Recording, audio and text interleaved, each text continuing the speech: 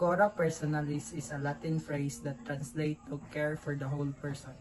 It is a concept often associated with youth education and emphasizes individualized attention to the needs of others, respect for the uniqueness of each individual.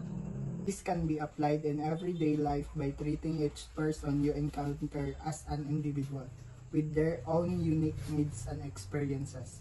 It can be as simple as taking the time to listen to someone's story, or as complex as developing a personalized education plan for a student. Love is expressed in deeds. It's a phrase that emphasizes the importance of action over words in expressing love. It's the idea that love is not just a feeling but a verb. It's about what you do, not just what you say. This can be manifested in any area of life where you interact with others. It could be shown through acts of kindness like helping a neighbor with their groceries, or through more substantial action like dedication your career to others.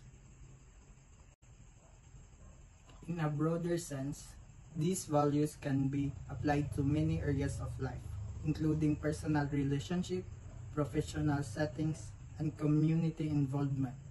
By focusing on the needs of the individual and expressing love through actions,